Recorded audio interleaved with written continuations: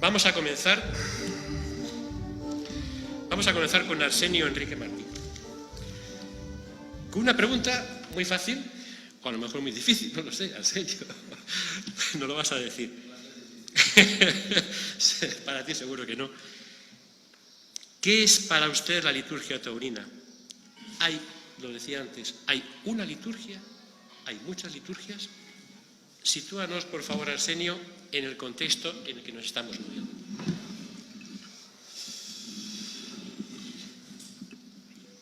Buenos días a todos. Muchas gracias por la invitación a estar presente en tratar este tema que tiene su complejidad. Aquí veo yo nuestro público taurino, y yo me siento como si estuvieran pendientes de un diestro que tiene que comenzar una faena, y ese diestro soy yo. Eso hace temblar un poco, ¿verdad? Y tengo que decir que el toro que nos toca lidiar es un toro que tiene mucho que torear. Es complejo porque tiene muchos matices, tiene mucho que discernir y es muy sensible en muchos de sus aspectos. Cuando hablas de si hay una liturgia o hay varias, a mí me vienen a la mente muchas ideas, pero creo que hay tres aspectos, que es el rito, la liturgia, y luego hay por ahí una cosa que aparece, digamos, más en el terreno de lo humano, que es el reglamento. Estos tres conceptos contienen elementos que en muchos casos son de significación muy próxima. ¿Se me oye bien? ¿Sí? A ver si puedo.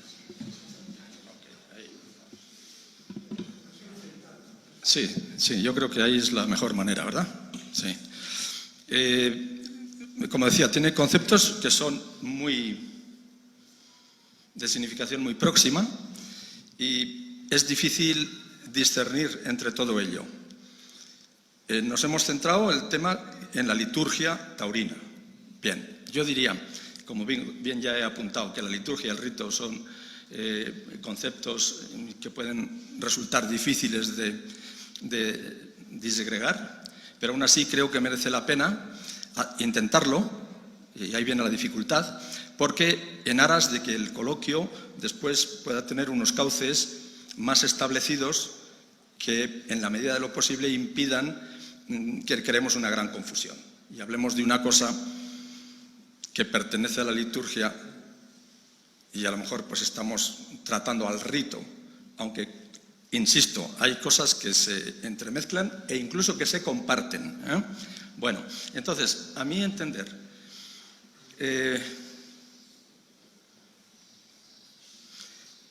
creo que podemos decir y podemos aseverar que el rito se genera mucho antes que la liturgia.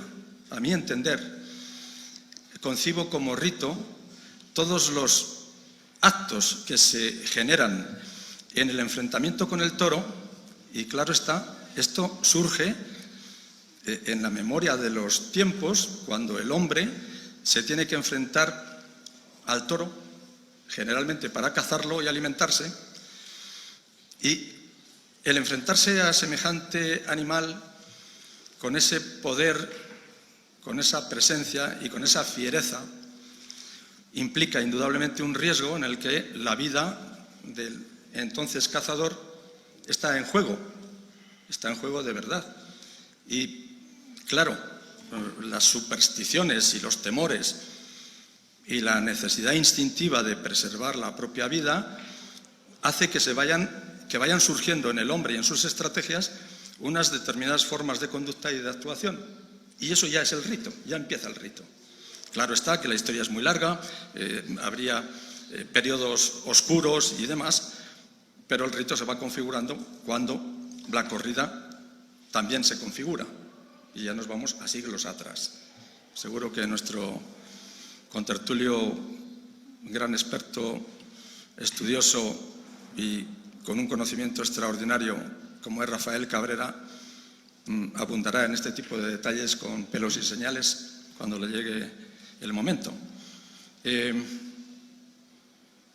Entonces, eso es el rito. El rito se va construyendo, el toreo se va desarrollando, aparecen los primeros lidiadores con los Pedro Romero y otros que van utilizando unos elementos para torear. El toreo, como digo, se configura como espectáculo y el rito está presente, el rito se va construyendo, todo lo que se hace, todos los actos que se hacen en relación con la lidia forman parte del rito y ese ritual se va configurando y claro está, con ese halo de misticismo que encierra unas formas y unas situaciones en las que el hombre se enfrenta al toro. El hombre se enfrenta al toro para matarlo, el toro mata al hombre, como muchas veces ha sucedido, tiene también capacidad para que eso suceda y eso se soporta en una serie de actos, unas veces reglados y otras no, o unos que sí están reglados y otros que no, porque no está arreglado si el torero corre cuando el toro lo quiere coger o cuando lo desarma o cuando por defensa natural tiene que echar el capote a la cara del toro y taparle los ojos, como alguna tauromaquia antigua dice, no sé si es la de Pepe Illo, creo que sí. Bueno, pues todo eso conforma el todo eso conforma el rito y ese rito persiste y persistirá mientras persista la corrida de toros o cualquier tipo de enfrentamiento entre hombre y toro. Y ese es el rito. Ahora bien, en torno al rito se van generando una serie de situaciones, entonces la liturgia se va configurando en torno y sobre el rito. ¿Y qué es la liturgia? A mi entender, ya decimos que muchos elementos se mezclan y no se distinguen e incluso se comparten. Pero es cierto que para mí hay una diferenciación. Es decir, la liturgia también es el conjunto digamos que es la forma vistosa y grandilocuente con la que el lidiador da soporte y grandeza y forma a lo que su espíritu le dicta cuando tiene que afrontar el trance drástico de la muerte, de la lidia y muerte del toro, donde sabe que también se juega su propia vida. Ahí es donde se empieza a conformar la liturgia. O sea, la liturgia es como una parte más íntima del lidiador. Y, a mi entender, todo esto se va aglutinando y conformando esto que llamamos liturgia, que es muy amplia. Y son todos los actos y formas de expresión que surgen por lo que acabo de decir, antes que por ninguna otra razón. Y creo que son la respuesta a la necesidad íntima que el torero tiene y siente en el campo de las emociones, como son el miedo, como son la ilusión, como son el arrojo, la ambición y el orgullo de decir, aquí soy yo el que se enfrenta, yo soy el que va a poder con esto, yo soy el que manda, y yo soy el que asume el riesgo y lo hago pues convencido y con arrojo y además gallardía, ¿no? De todo eso nacen determinadas formas de actuar que conforman la liturgia. Decía que proviene de la necesidad íntima que el torero tiene y siente de satisfacer o cubrir la emergencia que le provocan algunas de sus emociones. He dicho, el miedo es una de ellas, ¿no? ¿Qué duda cabe? Ese miedo hace que los toreros, cuando salen al ruedo, toquen la madera, unos la tocan una vez, otros 17, que se presignen apresuradamente, que hagan sus señas generalmente relacionadas con las creencias religiosas, pues que miren al cielo, que se agachen la cabeza, qué sé yo, toda la ritualidad que puede haber.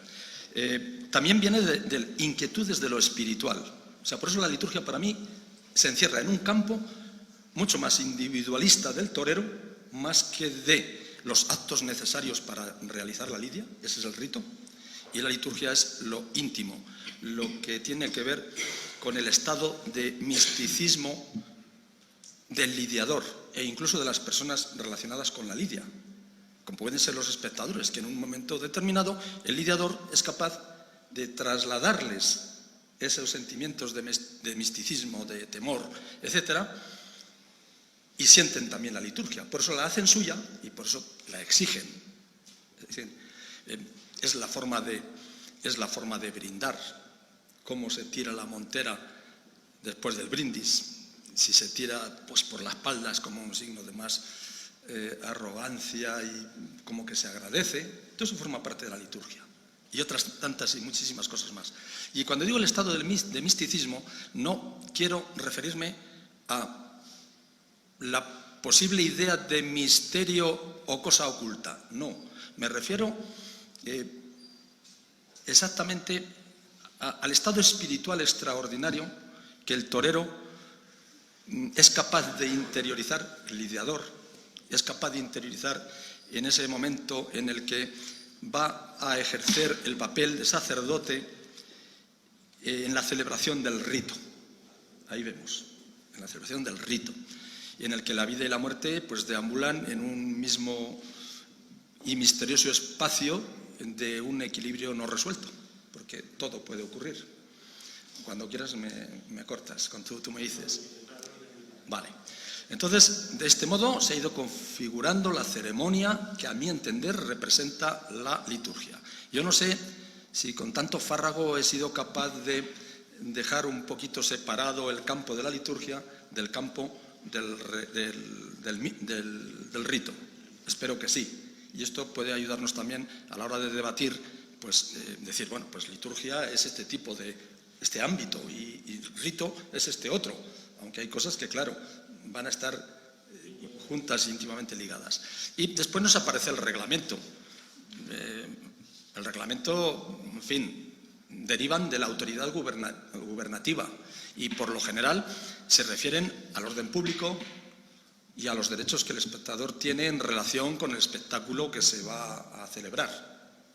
Luego, está en un terreno más humano, más prosaico, más de andar por casa. Es como algo necesario, vamos a organizarlo, vamos a poner unas normas que se puedan respetar y hagan que esto sea viable. En fin, con respecto a la liturgia, pues pueden ocurrir tantísimas cosas, ¿no? Bien, anticipo algo, que sea ya como una seña que identifica en qué lado estoy puesto yo respecto a la contemplación de la liturgia y del rito, pero sobre todo de ambas cosas, sí, de ambas cosas. Yo estoy en la línea de que, como he tratado de explicar sucintamente, la liturgia y el rito no han nacido y se han creado por casualidad. Y un buen día por la mañana hemos encontrado que hay una liturgia del toreo. La liturgia del toreo se ha ido configurando pues como la sedimentación que hacen las estalactitas, poquito a poco. Vale, y eso hay que respetarlo. Yo digo, ya me sitúo, y eso hay que respetarlo. Cuando hablan o pueden surgir ideas de que vamos a cambiar, ¿por qué no el toro en lugar de descabellar no sé qué? Tal? Cuidadín, yo ahí me posiciono claramente. Cuando llegue el debate, si se toca el tema, lo diremos.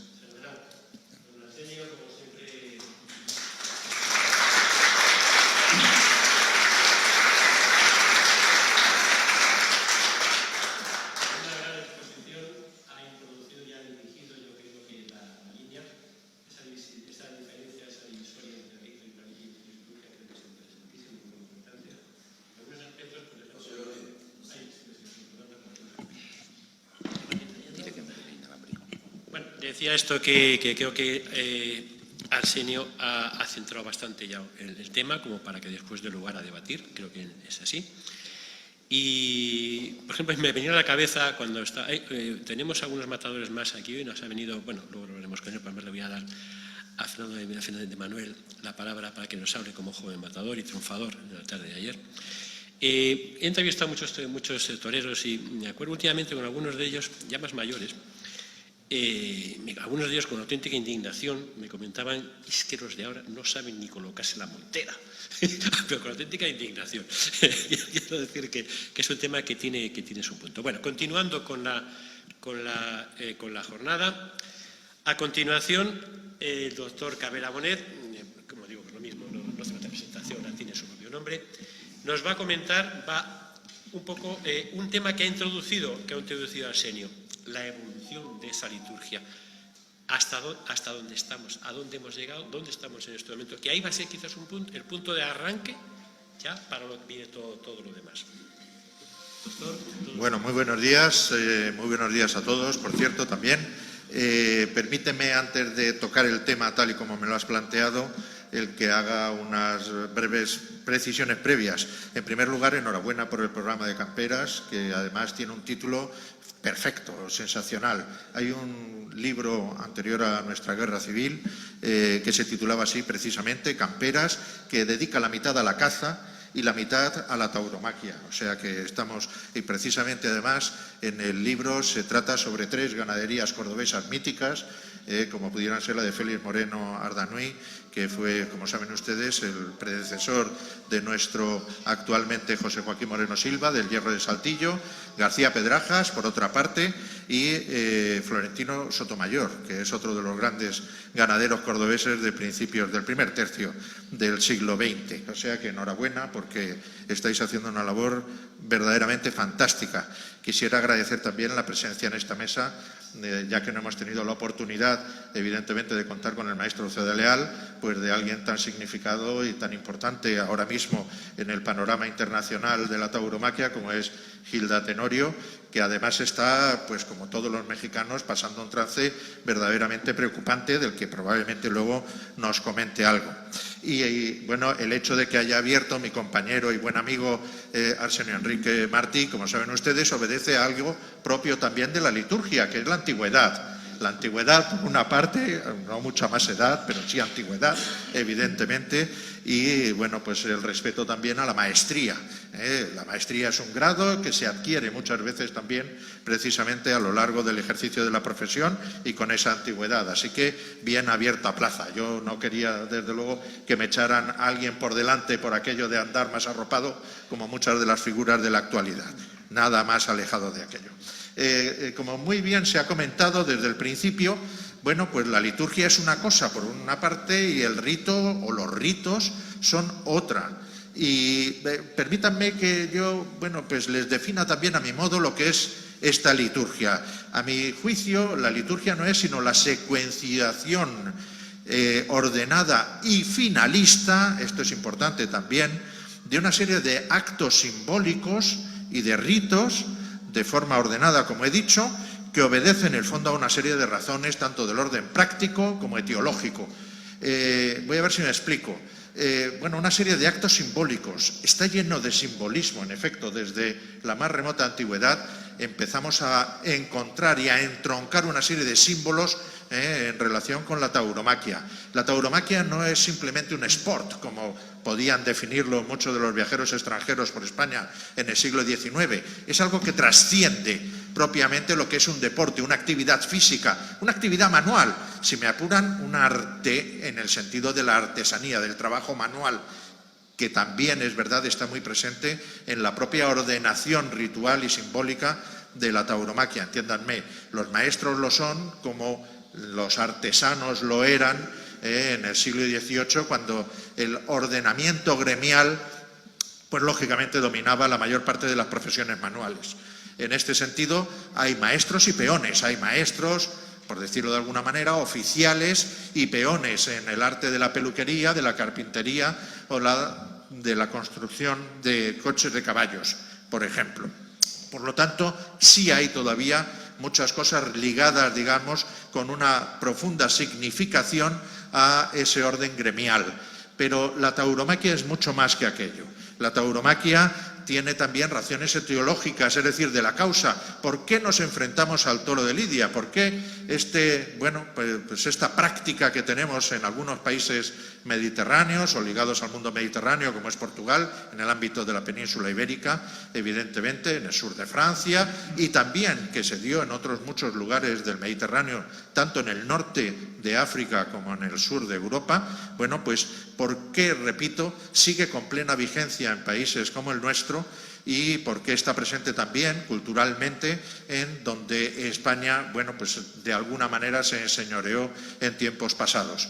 Pues en definitiva porque las razones yo creo que tienen un origen antropológico, y ese origen antropológico no es sino el remedio de la lucha por la supervivencia del propio ser humano frente a una naturaleza indómita, por el afán de superación, por demostrar que estamos por encima de la naturaleza, que somos capaces de someterla, de dominarla a nuestro antojo de alguna manera. Sabemos el riesgo que ello implica y para ello, evidentemente, hemos elegido un animal totémico en la península ibérica como es el toro.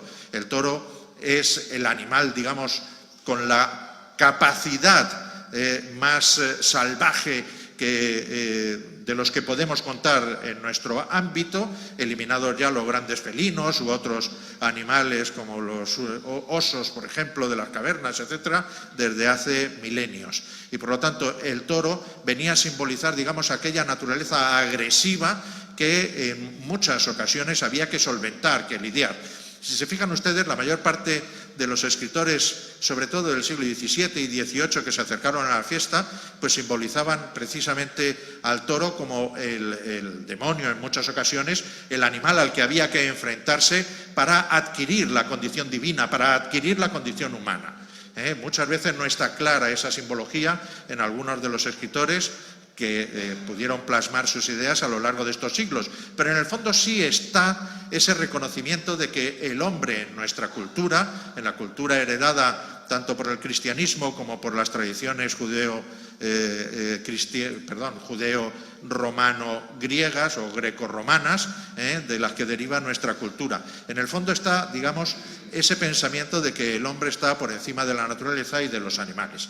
Y en definitiva, cuando la fiesta de los toros en sus diversas manifestaciones se va desarrollando, lo que se pretende es demostrar que el hombre sigue estando por encima de ese animal totémico manifestado por el toro en la península ibérica y en regiones aledañas. Y repito, esto era común en prácticamente todo el Mediterráneo, desde Egipto, evidentemente pasando por los cultos minoicos, por el norte de África, en donde hay bastantes representaciones paleolíticas, incluso de el enfrentamiento del hombre con el toro, y que recogió en su día de manera brillantísima en una serie de artículos y de estudios Ángel Álvarez de Miranda, no en Ritos y Juegos del Toro, que es su libro más conocido, sino en sus obras completas, publicadas por el Instituto de Cultura Iberoamericana en su momento. Bueno, pues repito, todo ello conforma, digamos, algo que trasciende, que es a lo que estaba haciendo precisamente mención Arsenio Enrique. Esa trascendencia es lo que convierte a esto en una liturgia. Si no hubiera esta trascendencia, estaríamos hablando simplemente de ritos. Pero hablamos de una liturgia como esa secuenciación ordenada y finalista, etcétera, de ritos y de actos simbólicos, precisamente porque tiene una trascendencia, porque nos acerca de alguna manera a lo religioso.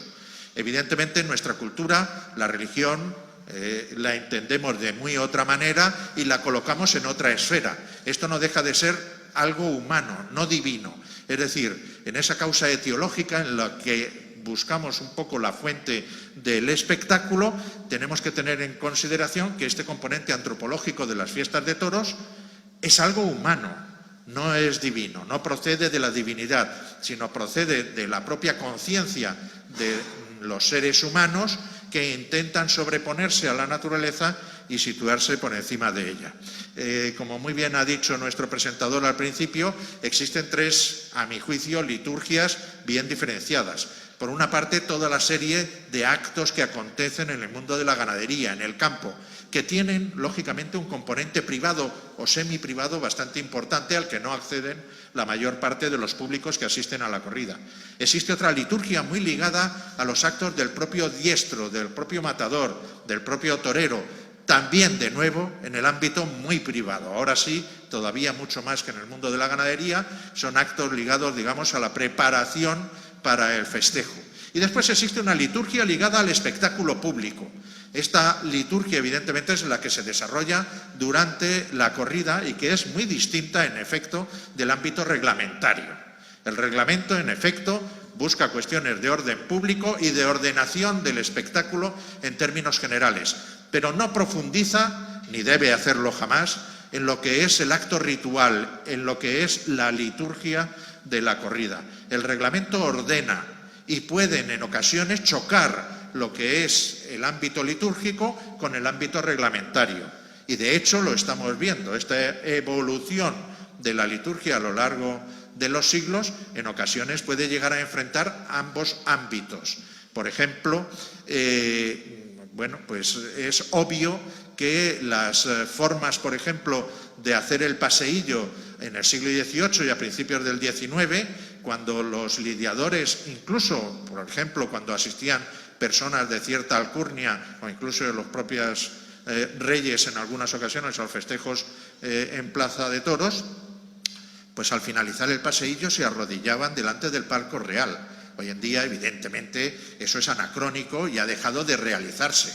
Simplemente un movimiento respetuoso de cabeza ante la autoridad, aunque presida el mismo monarca. La liturgia ha ido evolucionando. El reglamento no se ocupa de ello, como pueden ustedes saber perfectamente. El reglamento entra en la ordenación de los tercios de la lidia y no entra, evidentemente, en muchos de estos actos simbólicos que tienen su origen en pasados siglos.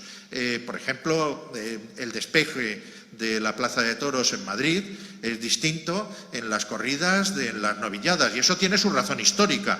Es que la mayor parte de estos actos simbólicos obedecen, en efecto, a algo que en su momento tenía razón de ser y que se ha ido simbolizando y, aunque digamos ha perdido en buena parte su esencia, sigue manteniéndose como un acto, como un rito a lo largo de los tiempos y ha llegado hasta nuestros días. El despejo, por ejemplo, el despeje de la Plaza de Toros en las corridas aquí en Madrid, como saben, se realiza por los dos alguacilillos en derredor de la plaza. ¿Por qué? Porque era preciso en el siglo XVIII expulsar a la gente que entonces ocupaba el ruedo y mantenía allí sus tertulias previos al festejo antes de que éste comenzara. Y sin embargo, en las novilladas, como se habrán dado ustedes cuenta, bueno, pues evidentemente se dirigen los dos alguacilillos a saludar a la presidencia respetuosamente y después a por las cuadrillas de los actuantes. No realizan, digamos, esa limpieza del coso, porque en las novilladas del siglo XVIII todavía se permitía la presencia del público, si no constantemente en el ruedo, sí en determinadas fases de esa liturgia taurómaca. Por lo tanto, y retomando un poco la pregunta inicial, la liturgia taurina evoluciona, como también lo ha hecho la liturgia religiosa, que es algo mucho más profundo y mucho más simbólico, y no debemos llamarnos a engaño. Miren ustedes, algo tan tradicionalista como la cultura islámica, pues por ejemplo comenzó dirigiendo el rezo hacia Jerusalén, como sabrán ustedes, a partir del año 622 en adelante. Y sin embargo, unos años después, todavía en vida de Mahoma, pues se cambió la dirección hacia, evidentemente, la Meca. Así que aquel orante islámico que al principio dirigía sus rezos hacia Jerusalén, pues en apenas unos años, algo tan, repito, tan tradicionalista como la cultura islámica, pues cambió la dirección en 180 grados. Algo verdaderamente singular. En la liturgia católica, como sabrán ustedes, a raíz del Concilio Vaticano II, pues dejamos de ver las espaldas del sacerdote para que nos dirigiera cara a cara. Se cambió el uso del latín, que entonces la mayor parte de la gente chapurreaba sin conocer exactamente lo que estaba diciendo, por la lengua autóctona de los que asistían al rito, etcétera. La liturgia, por lo tanto, evidentemente evoluciona y por lo tanto no es inamovible. Puede haber cambios, puede haberlos, los ha habido y los seguirá habiendo, evidentemente, a lo largo de los próximos años, en tanto en cuanto las autoridades políticas nos permitan seguir celebrando este rito magnífico. Y entraremos después, evidentemente, a comentar toda una serie de cosas. Por ejemplo, ha habido en estos últimos años, bueno, pues unos una cierta heterodoxia por parte especialmente, vamos a decirlo claramente, de Antonio Ferrera. Unas cosas son perfectamente asumibles y aceptables y yo creo que todos podremos coincidir en ello, y sin embargo otras chocan directamente contra esa liturgia, lo que enfada muchísimo a buena parte de espectadores más intransigentes, más anclados, digamos, en lo que es la tradición. Repito, algunas de esas cosas pueden perfectamente ser, yo creo que comprendidas y aprobadas por la mayor parte de la gente, y otras no. El desconocimiento por parte de mucho del público asistente a las corridas de toros de estas raíces en las que se basan precisamente estos ritos o actos simbólicos hace tergiversar en muchas ocasiones lo que es el significado preciso de algunos actos. Voy a ponerles un ejemplo muy sencillito. En Madrid y en la mayor parte de las plazas de España se pita y se abronca tremendamente al picador cuando el caballo sobrepasa la primera de las líneas, la más próxima a la barrera. ¿Por qué? Si esa línea, cuando se instituyó, precisamente era en defensa de los picadores, para que el público no les obligase a acudir a los medios a picar, porque esa es la razón de la existencia de esa primera línea. Si el toro está situado a suficiente distancia y se cumplen esos, 3 metros que marca ahora el reglamento de distancia entre ambas líneas, ¿por qué no puede sobrepasar en algunas ocasiones esa raya que la mayor parte del público ha situado como una frontera infranqueable, una frontera infranqueable por parte de los picadores? No tiene sentido. Volvamos a recuperar, por lo tanto, la esencia, digamos, de esos actos rituales, de esos actos simbólicos reconocidos además en algún momento en el reglamento, que por cierto no dice que no se pueda sobrepasar esa raya, sino que debe mantenerse la distancia entre las mismas, y se supone que la distancia entre el picador y la res a la hora de acometer en el sorteo de varas, y bueno, pues evidentemente aceptemos algunas cosas que hoy pasan por ser inamovibles. No quiero resultarles heterodoxo, ni muchísimo menos. Yo soy lo más ortodoxo que pueda haber, pero también intento justificar de alguna manera algunas de las cosas que pueden hacerse sin que la liturgia por ello se vea menoscabada. Y nada, continuaremos hablando sin duda en el coloquio que establezcamos con todos ustedes. Gracias. Muchas gracias, don Rafael.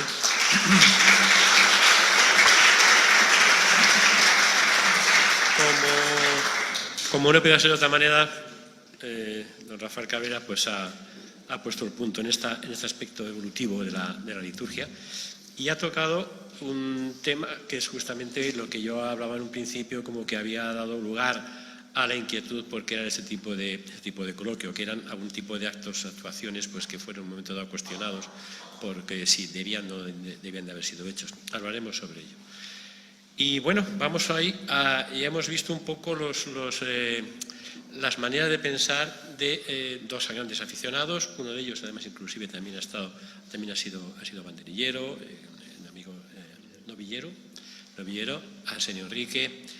Pero creo que es interesantísimo y es necesario conocer cuál es la opinión que sobre lo que estamos hablando, sobre la liturgia, tiene el propio matador. Y esto nos va a contestar pues nuestra matadora o matador, Gilda. Es que también es un debate que existe, ¿no? Algunas toreras dicen que quieren ser torero, no torera, pero bueno, en este caso es un tema que es banal. Bueno, quería preguntarte, Gilda, para empezar, en tu tierra, en Sudamérica, ¿existe también esta liturgia que digamos que tenemos en España, en nuestro país? Y me imagino que sí, o de alguna manera algo habrá. ¿Cómo la siente el matador? ¿Cómo la vive? Esto que estamos hablando, este rito, todos estos ritos, ¿cómo lo sentís? ¿Cómo lo vivís realmente en vuestro día a día a la hora de salir a la plaza?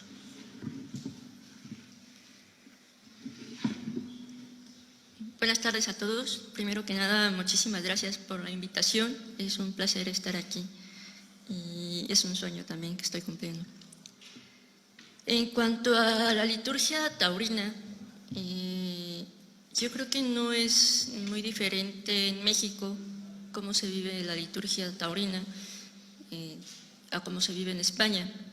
Ciertamente nosotros los mexicanos nos hemos nutrido totalmente de la cultura española Y así es como todas las culturas se van formando, ¿no? Tomando un pedacito de cada cultura.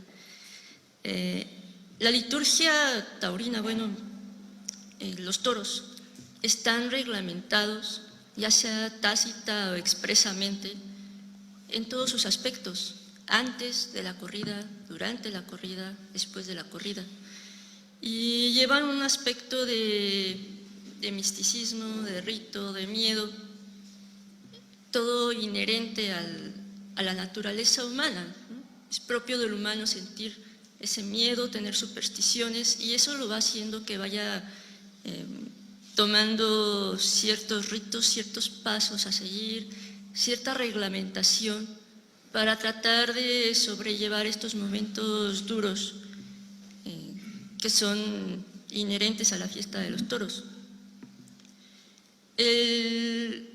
La liturgia taurina, bueno, y la liturgia religiosa también van ligadas. Yo lo veo así. En la liturgia religiosa, durante la misa, se hace un simbolismo de un sacrificio. En los toros, ese sacrificio con la lidia y la muerte se vuelve verdadero y viene a ser la fiesta de los toros una representación real de lo que es la vida y lo que ha sido la naturaleza del ser humano. Como torero, como torera, la liturgia taurina, bueno, se vive con muchísimo respeto y de alguna manera también me lo han transmitido mis maestros, otros toreros, yo lo he visto, y ese miedo y ese respeto, esas supersticiones que yo tengo cuando me estoy vistiendo de luces, cuando me estoy preparando para una corrida, pues me hacen también hacer mi propia liturgia. Con el paso del tiempo uno va tomando y formando lo que es su superstición, su rito, su liturgia, y va formando y se va haciendo, yo creo que en cada torero se va haciendo único, pero creo que es algo también muy personal, muy íntimo, y a veces es difícil expresarlo, a veces es difícil transmitirlo. ¿Sí? Son momentos muy de mucho respeto que uno va viviendo, y todas esas normas que, repito, pueden estar expresas o tácitas, las pueden decir o no las pueden decir, uno las lleva a cabo. Hace un tiempo tuve mucho acercamiento, por ejemplo, con el medio del automovilismo, y yo me quedaba sorprendida que yo veía a los pilotos de carreras que para prepararse para una carrera yo no los veía entrenar, no sé si en el nivel en que yo viví realmente. Yo los veía prepararse, ponerse su traje, su Nomex, 5 minutos antes de la carrera, y se estaban vistiendo a toda prisa y salían como si yo fuera a salir a la calle a tomar el microbús. Salían los pilotos y yo no daba crédito, ¿sí? Yo no me explicaba y no me imaginaba siquiera un torero que hiciera algo similar, porque yo no me imagino un torero poniéndose un traje de luces a toda la carrera y salir a torear, y es parte de la liturgia, de la mentalización que hay que tener, de el respeto a que te vas a jugar la vida, a que vas a expresar algo tan profundo que necesitas una preparación mental, un momento de tranquilidad, de sosiego, previo a algo tan fuerte. Entonces, para mí, la liturgia taurina precisamente es algo que no está escrito, que uno va elaborando poco a poco y que es una preparación para lo que está por venir, que no sabes lo que es. Eso para mí.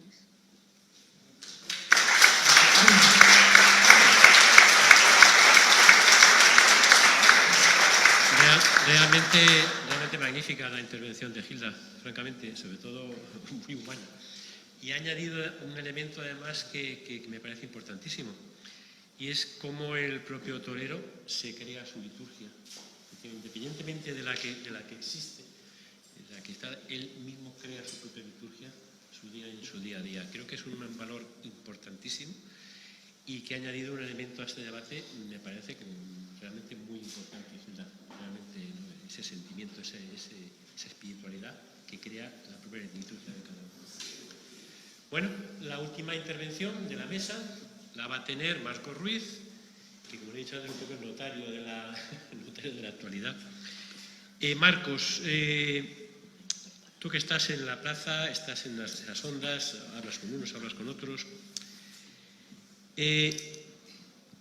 ¿Cómo crees que percibe la sociedad el rito, la liturgia taurina? Es más, ¿tú crees que realmente la sociedad conoce, sabe que existe algo que se llama la liturgia taurina? Vamos a ver. Lo primero que a mí me llega o percibo cuando hablas con la gente, para mí es muy diferente rito que liturgia. La liturgia es un hecho o un acto que es público, que es para todos. Y además con un sentido. Es un acto que tiene que ser recordado y tiene que ser perpetuado. Por eso en toda liturgia hay una fecha. Pero sin embargo, cuando hablamos de rito, el rito es algo privado, el rito es algo propio. Como has dicho, lo que hace un matador, lo que hace un torero, cómo se viste, el orden, eso es un rito, eso es privado, eso no es público. La ganadería, lo que ocurre en una ganadería, cómo los ganaderos son capaces de, a base de trabajo, de genética, de alimentación, crear esas máquinas, esos animales, esas bestias salvajes, como les has llamado o como se les llamaba antes. Entonces hay que diferenciarlo. La gente sí tiene claro. Y además, si podemos extrapolarlo un poco a la religión, el ritual no se puede cambiar. El ritual nunca se cambia. En otras religiones, para cambiar un ritual, tiene que ser por consenso de todos. Que ahora se está planteando esos cambios de rituales, que la gente sabe lo que es un ritual, yo creo que sí. Y la gente que va a una plaza sabe lo que es un ritual. Coincido contigo que la gente ha perdido un poco de respeto. Se respetan poco los rituales. Pero es culpa nuestra. Porque el ritual hay que permanentemente recordarlo y enseñárselo a quien no lo sabe. Y esa es una culpa nuestra. Tenemos que hacer comprender a la gente de dónde viene, desde cuándo viene y por qué un ritual es así. Porque esa es la única parte de la tauromaquia que es pública y compartida. El ritual no. Partamos de la base que la tauromaquia es un arte mágico. Es el único arte donde conviven unidos de la mano vida y muerte. No hay nada más. No existe nada más en ninguna sociedad. Sí, bueno, si nos vamos a la época de los romanos con los gladiadores, pues podríamos extrapolar también lo de vida y muerte. Pero en la sociedad moderna es lo único. Cambiar no es fácil. Hay que convencer, hay que demostrar, hay que razonar, hay que enseñar al público, a la gente, el por qué. ¿Por qué vamos a cambiar el ritual? ¿Qué hace falta cambiar el ritual? ¿Es necesario realmente cambiar el ritual? La liturgia es para todos, el ritual es para uno. Y uno lo comparte consigo mismo, nada más. Y la gente que va a la plaza sabe lo que es el ritual, porque es el del torero o es el del ganadero. Pero a veces desconocen lo que es la liturgia, que realmente es el nexo que une toda la fiesta del toro.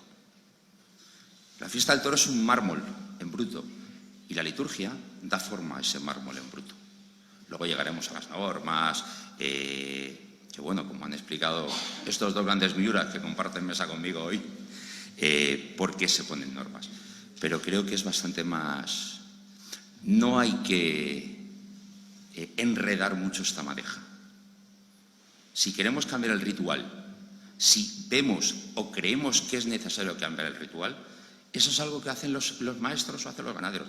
Pero si queremos cambiar la liturgia, ahí tendremos que participar todos. Y la liturgia es la única parte compartida de lo que ocurre en una plaza o en el mundo del toro.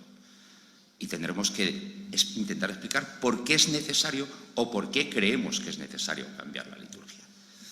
Y si no, como siempre decía mi abuelo, hijo, si las cosas funcionan, mejor no tocarlas.